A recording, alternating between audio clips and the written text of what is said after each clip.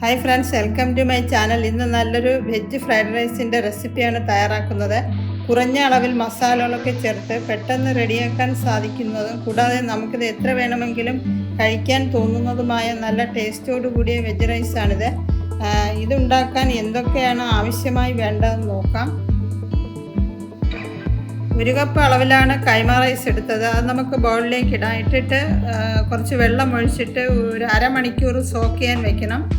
ഇതിനു മുന്നേ egg biryani, egg വെച്ചിട്ടുള്ള ഫ്രൈഡ് റൈസ്, അതുകൂടാതെ പ്രോൺസ് ബിരിയാണി, ഇതിൻ്റെയൊക്കെ വീഡിയോ അപ്ലോഡ് ചെയ്തിട്ടുണ്ട്. അതൊക്കെ കണ്ടിട്ടില്ലാത്തവരൊന്ന് കണ്ടു നോക്കണേ. ഇനി നമുക്കിതിലേക്ക് വേണ്ട വെജിറ്റബിൾസൊക്കെ ഇതൊക്കെയാണ്. ചെറുതായി കട്ട് ചെയ്തെടുക്കണം. എന്നിട്ട് സവാള, പച്ചമുളക്, ഹോൾ മസാല, ഇഞ്ചി, വെളുത്തുള്ളി. ഇപ്പോൾ അത് അരമണിക്കൂറായിട്ടുണ്ട്.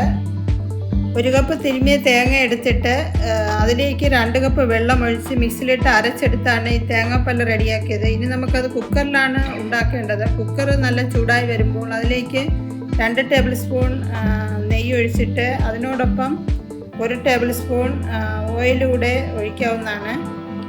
ഫ്ലേവറിനായി ഓൾ മസാല ചേർക്കാം. നമുക്കിനി ബേ ലീഫ്, 2 പട്ട, ഗ്രാമ്പൂ, സ്റ്റാർ ഒണിയൻസ്, ഗ്രാമ്പൂ ഒരു 4 ഗ്രാമ്പൂ, ഒരു 3 കാർഡമവും ചേർത്തിട്ടുണ്ട്. ഇനി നമുക്ക് അതിലേക്ക് ഒരു മീഡിയം സൈസ് സവാള ഇതേ രീതിയിൽ കനം കുറച്ച് കട്ട് ചെയ്തെടുത്തതാണ്.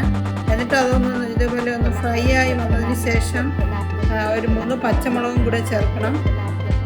പച്ചമുളകും ചേർത്തിട്ട് അതിനോടൊപ്പം ഒരു ചെറിയ പീസ് ഇഞ്ചി കട്ട് ചെയ്തത്, ഒരു 3-4 വെളുത്തുള്ളിയും കൂടെ നല്ല ക്രഷ് ചെയ്തെടുത്തതാണ്.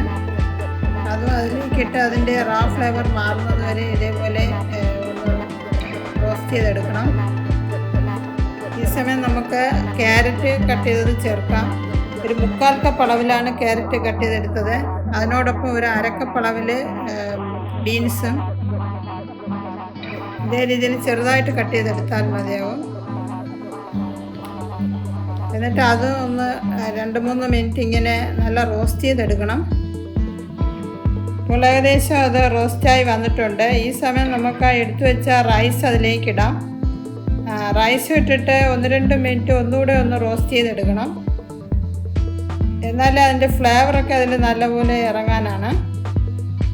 നമ്മളിത് റൈസ് സോക്ക് ചെയ്യുന്ന ടൈം മാത്രമേ അരമണിക്കൂറുള്ളൂ. ഇത് പെട്ടെന്ന് തന്നെ നമുക്കിത് റെഡിയാക്കാൻ സാധിക്കും. ഒരു 10 മിനിറ്റ് സമയമേ വേണ്ടി വരികയുള്ളൂ. ഇതെല്ലാം നമ്മൾ എടുത്ത് വെച്ച് കഴിഞ്ഞാൽ. ഇപ്പോൾ അത് ഒരുവിധം റോസ്റ്റായി വന്നിട്ടുണ്ട്. ഈ സമയം നമ്മൾ എടുത്ത് വെച്ച തേങ്ങാപ്പാൽ ചേർക്കാം. 1 കപ്പ് റൈസിന് 2 കപ്പ് തേങ്ങാപ്പാലാണ് ഒഴിക്കേണ്ടത്. ഒഴിച്ചിട്ട് ആവശ്യത്തിന് ഉപ്പ് ചേർക്കണം. നമ്മൾ ഇതുവരെ ഇതിൽ ഉപ്പ് ചേർത്തിട്ടില്ലായിരുന്നു. ഒരു 1/2 ടീസ്പൂൺ ഉപ്പിൻ്റെ ആവശ്യമേ ഉള്ളൂ. അതിൻ്റെ കറക്റ്റ് ഉപ്പുണ്ടാകും. നമുക്കിനി ഫ്ലേവറിനായി ഒരു അല്പം മല്ലിയില കൂടെ ചേർക്കാം. എന്നിട്ട് ലോ ഫ്ലെയിമിൽ വെച്ചിട്ട് 1 വിസിൽ വന്നാൽ മതിയാകും. ഇപ്പോൾ അത് ചെറുതായി തണുത്ത് നമുക്ക് ഓപ്പൺ ചെയ്യാം.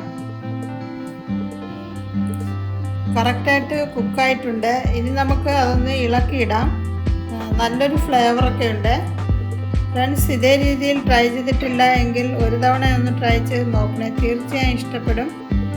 ഞാനിതിനോടൊപ്പം എഗ്ഗ് റോസ്റ്റ്, അതുകൂടാതെ സാലഡ്സും പിക്കിളും ഒക്കെയാണ് റെഡിയാക്കിയത്. ഫ്രണ്ട്സ്, എൻ്റെ ഈ ചാനൽ ആദ്യമായിട്ടാണ് കാണുന്നതെങ്കിൽ സബ്സ്ക്രൈബ് ചെയ്ത് ബെൽ ബട്ടണിൽ ഓൾ എന്ന ഓപ്ഷൻ ക്ലിക്ക് ചെയ്താലേ ഞാനിടുന്ന ന്യൂ റെസിപ്പീസിൻ്റെ നോട്ടിഫിക്കേഷൻ കിട്ടുകയുള്ളൂ. എൻ്റെ ഈ വീഡിയോ കുറച്ച് പേർക്കെങ്കിലും യൂസ്ഫുള്ളായി കാണുമെന്ന് വിചാരിക്കുന്നു. വീഡിയോ ഒന്ന് ഷെയർ ചെയ്ത് റിപ്ലൈ കമൻറ്റ് ബോക്സിലിടാൻ മറക്കരുത്.